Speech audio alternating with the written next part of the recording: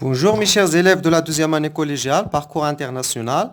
Dans cette séance, on va corriger le contrôle des sciences de la vie et de la Terre, le contrôle numéro 2. Donc si vous voulez, on commence par la première partie, la restitution des connaissances sur 8 points.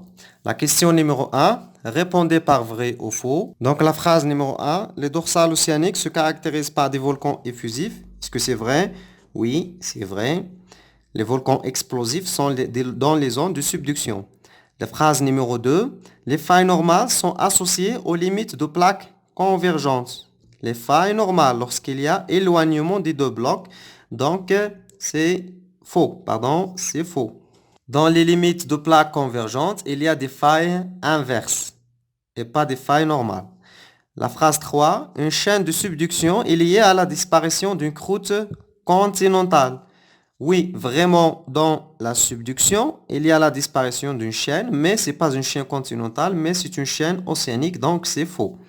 La lithosphère océanique est plus dense que la lithosphère continentale, c'est vrai. Dans les zones de subduction, il y a enfoncement de la lithosphère océanique sous la lithosphère continentale parce qu'elle est plus dense. Très bien. L'exercice numéro 2 ou bien la question numéro 2. Reliez chaque mot à son équivalent. On a ici 4 mots et on a ici 4 mots. Donc, les 2 mots ici. Granit, gabbro, basalte, andésite. Et de l'autre côté, on a texture grenue et une texture microlithique. Pour le granit, il a une texture grenue. Le gabbro, lui aussi, il a une texture grenue. Pour le basalte, il a une texture microlithique. L'andésite, lui aussi, il a une texture microlithique. La partie numéro 2, raisonnement scientifique et communication écrite et graphique.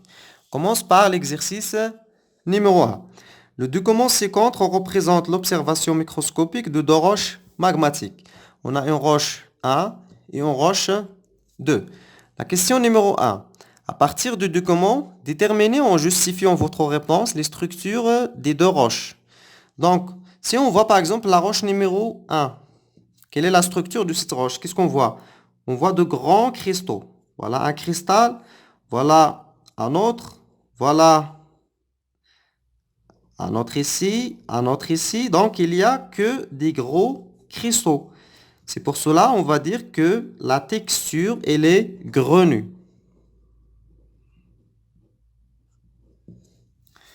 Avec un seul N. Donc, c'est une structure grenue. Pour la roche numéro 2, on voit vraiment qu'il y a de gros cristaux ici. Il y a des cristaux moyens et il y a des cristaux de petite taille. Et il y a une pâte vitreuse ou bien un verre volcanique. Donc, on va dire que la structure ici, c'est une structure microlithique. Microlithique. La question numéro 2, en justifiant votre réponse, déterminez parmi les deux roches celle qui est plutonique et celle qui est volcanique. Donc la roche 1, la roche 2. Quelle est la roche plutonique? Dans les roches plutoniques, il y a un refroidissement lent de magma, donc il y a des minéraux ou bien des cristaux de grande taille, donc c'est la roche A. Donc la roche A, c'est plutonique. La roche B, elle est volcanique parce qu'il y a du verre volcanique. Donc, volcanique. Très bien. La question 3. Déterminer pour les deux roches le mode de refroidissement du magma.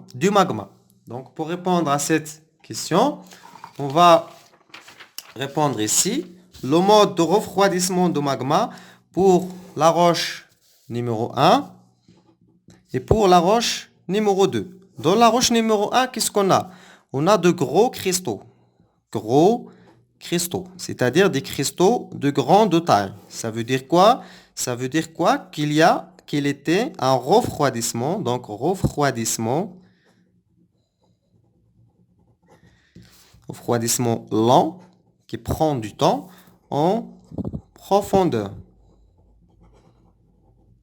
Refroidissement lent en profondeur. Alors que Alors que pour la roche numéro 2, il y a de gros cristaux. Il y a des cristaux moyens. Donc, il y a ici de gros cristaux. Il y a des cristaux moyens. Et il y a de petits cristaux. C'est des microlithes. Mais en plus de ça, il y a un verre volcanique. Ça veut dire quoi? Maintenant, on va déterminer le mode de refroidissement. Donc, refroidissement du magma. Refroidissement du magma. Il est réalisé en 3 étapes.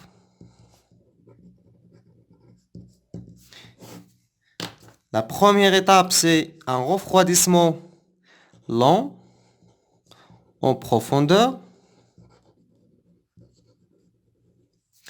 Ce refroidissement, il va donner le résultat de la formation de gros cristaux. Et il y a aussi un deuxième refroidissement. Le magma commence à remonter. Donc, il y a un refroidissement en remontant. Ce refroidissement en remontant, il aura comme résultat la formation des cristaux moyens et de petits cristaux. Et troisièmement, il y a un refroidissement en surface.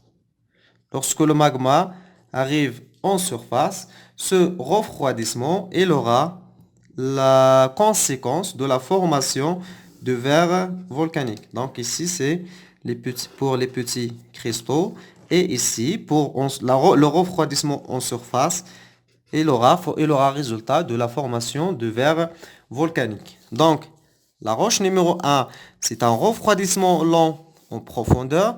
Et la roche numéro 2, c'est un refroidissement en 3 étapes.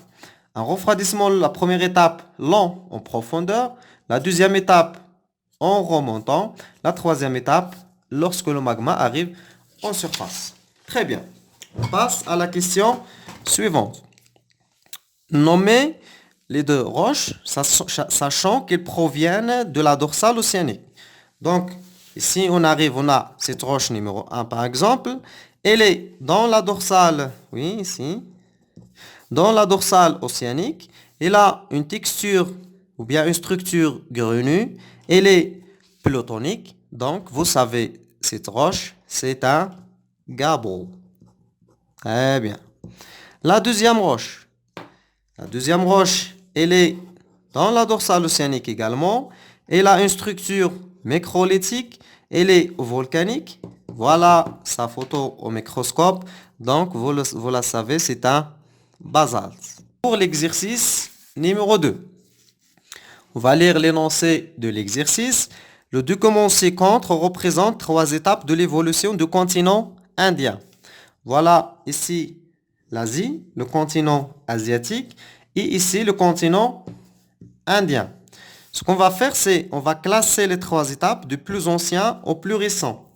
On voit ici moins 61 millions d'années, moins 38 millions d'années. Donc, quelle est la plus ancienne? La plus ancienne, c'est moins 71 millions d'années. Donc, on va nommer ça A, ce schéma B et ce schéma C. Donc, le plus ancien, c'est A, vers B, vers C.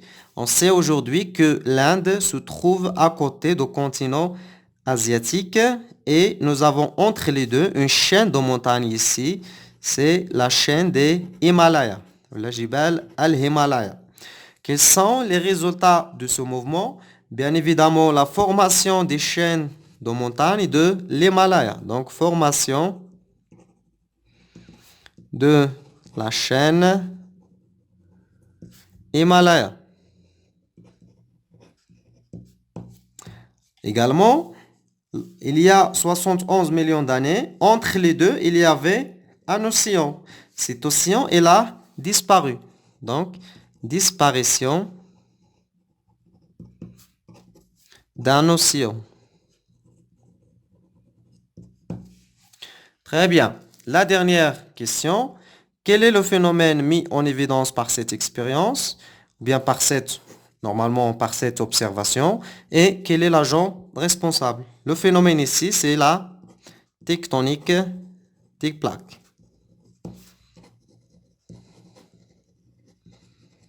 L'agent responsable, on les a vus, c'est les courants de convection.